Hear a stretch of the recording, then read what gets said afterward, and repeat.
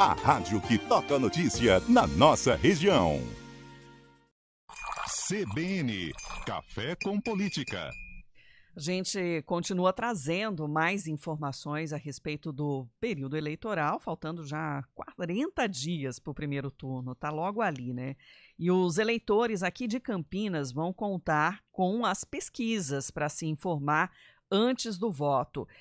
A Quest, que é o instituto contratado pelo Grupo EP, vai fazer as pesquisas de intenção de voto para as eleições municipais aqui da cidade. Serão 3 pesquisas até o primeiro turno. A importância desse acesso à informação, né, a competitividade que a democracia traz nesse processo eleitoral. Só para a gente explicar um pouco melhor, né, a pesquisa primeiro define quem são os entrevistados para representar o universo dos eleitores. Então não dá para a pessoa falar, eu quero responder o questionário, né? A escolha dos entrevistados tem que ser sempre aleatória para garantir a representatividade. Nem todo mundo, então, é entrevistado. O Instituto de Pesquisa estabelece critérios para selecionar o grupo de pessoas para espelhar exatamente, né, o cenário da população.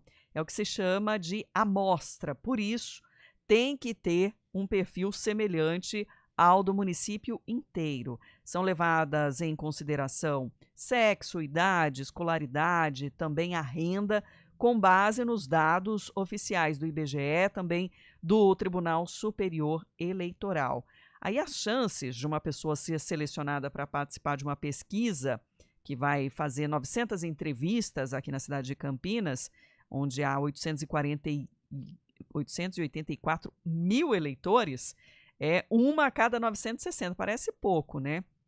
Mas nessas eleições a margem de erro é de 3 pontos percentuais para mais ou para menos, né? São cálculos matemáticos aí que definem o nível de confiança da pesquisa, que é de 95%. Então, se a pesquisa for repetida 100 vezes, em 95 delas o resultado vai estar dentro da margem de erro. Aí tem, né, a combinação do bom instrumento dessa coleta de dados, né, com a amostragem abrangente também, pegando toda a cidade, é o que dá, então, ao Instituto, junto com o Grupo EP, a esperança de um trabalho mais assertivo, positivo, que ajude também a construir ou a instruir as pessoas de como a eleição vai se dar esse ano. Na corrida eleitoral, os dados da pesquisa ajudam o eleitor no outro exercício, o da cidadania. Não é isso?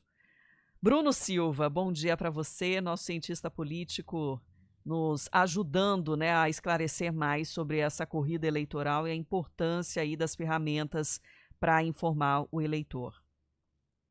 Não tenha dúvida, né? Muito bom dia, Sandra. Bom dia, Felipe Pereira. Claro, todos os nossos queridos ouvintes, né? A realização das pesquisas eleitorais, elas são muito importantes. A gente sabe que nas últimas eleições, sobretudo nacionais, né, parte dos candidatos começaram a questionar muito a questão de resultados díspares que davam entre os institutos de pesquisa sobre as intenções de voto, né?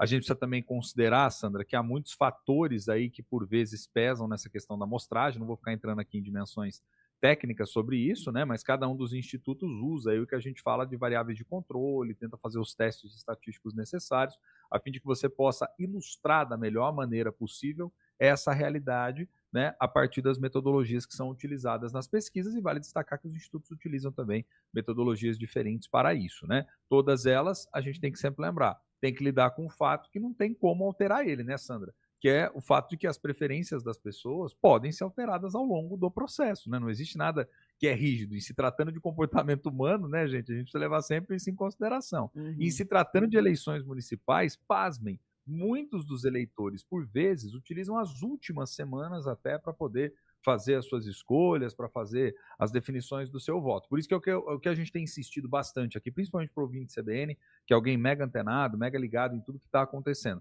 É para que desde já você faça esse exercício na condição de cidadão, de pesquisar os candidatos, de se atentar mais aos temas das eleições municipais, pensar sobre os problemas aí que devem ser enfrentados dentro do município. Isso tudo é extremamente importante para que a gente vá criando uma concepção e que, no final das contas, o nosso voto não seja um reflexo ali apenas do que aconteceu na última semana ou de uma última um último sprint de corrida eleitoral, ou até mesmo como infelizmente ainda existe no Brasil, né, Sandra, Felipe, queridos ouvintes, aquela velha prática de alguns não escolherem e chegarem na última hora, pegar o primeiro santinho que verem na frente e irem lá votar, né? E você falou, né, dessa mudança, às vezes, do comportamento do eleitor, que as pesquisas também indicam isso, conforme vai se aproximando mais, né, do dia da votação mesmo.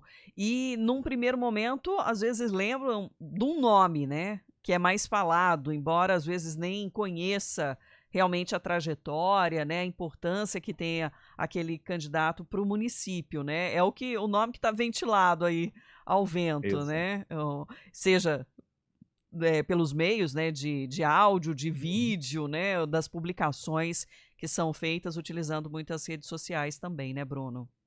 Exato, exato, exato, né. Hoje em dia a gente sabe que, junto também com as campanhas que se iniciam, né, Sandra, que a gente até pode falar mais sobre isso essa semana, na próxima sexta-feira, né, dia 30 de agosto, começam também as campanhas através do rádio, através da televisão, que são os meios de comunicação aí mais conhecidos, mais tradicionais também. Só que a gente sabe que, paralelo a isso, a internet já vem dando um pouco já dos caminhos sobre como vai ser o ritmo dessas campanhas. E confesso aqui, viu, Sandra, até abrir o coração para o nosso querido ouvinte que está aí do outro lado nos acompanhando, né? A Hum. gente tem visto, às vezes, campanhas demasiadamente beligerantes, né? E outro risco que eu acho que é um risco que cada vez mais a gente tem que lidar como sociedade, que ninguém está debatendo isso na proporção e na importância que deveria, infelizmente, né? Que é o quão raso, por vezes, principalmente na internet, né? As campanhas, as propostas, né? As ideias dos governantes acabam aparecendo e muitas delas como soluções mágicas. Aí a gente que está aqui no dia a dia acompanhando a política, trazendo informação, fazendo a checagem, vendo como isso está funcionando, a gente explica, olha, não é bem assim. O prefeito prometeu lá na campanha, mas para ele realizar, ele tem que negociar com o legislativo.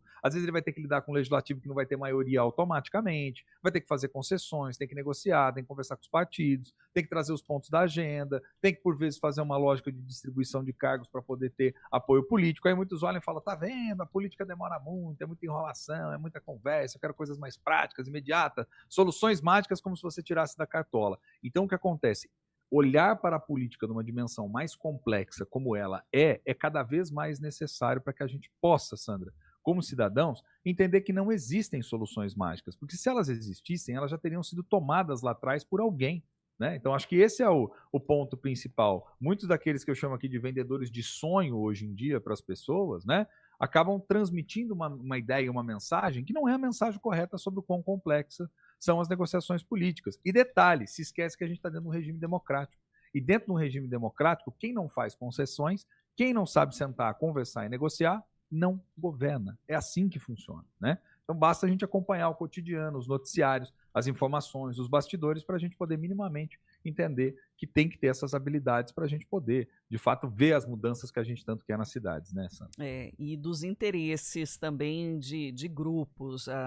A título aqui de curiosidade também, para as eleições desse ano, houve um aumento no número de pessoas que registraram o nome social no título de eleitor. É uma mudança que traz dignidade, né, para o cidadão.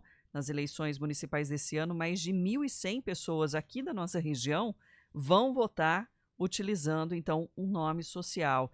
O cadastro, né, já foi feito, né, para as eleições desse ano, né, foi fechado lá em maio, e aí a Justiça Eleitoral vai disponibilizando também essas informações, nada que impeça, né, de quem queira também fazer essa alteração, de acessar o site do Tribunal Superior Eleitoral, né, e fazer essa inclusão. Mas é interessante, né, entender também esses direitos do Sim. eleitor diante aí dessa possibilidade. E um outro tema importante, Sandra, também que vem ganhando destaque, né? Eu não me recordo agora se a gente já chegou a comentar aqui nesse espaço ou não, mas você teve também, a gente tem esse ano um aumento significativo na quantidade de pessoas, né? Que são deficientes e que vão poder votar, ou seja, que se organizaram, que o título ali está registrado e a sessão está adequadamente já ali reservada para que a pessoa possa participar. Isso é sim, geração de cidadania, isso é incluir as pessoas no processo democrático, né? Se a gente pegar em eleições anteriores, esse número era infinitamente menor. Então, agora, com esse aumento significativo, isso nos dá também uma esperança de que cada vez mais, pelo menos a Justiça Eleitoral, está tentando se organizar para que, de alguma forma, as pessoas possam participar mais das eleições, né, Sandra? Bruno, obrigada pela participação. Um ótimo dia para você e estamos de volta amanhã. Ah, legal demais. Amanhã a gente volta. Um abraço forte para você, Felipe Pereira e todos os nossos queridos ouvintes. Valeu. Até amanhã. Até amanhã, Bruno. E eu continuo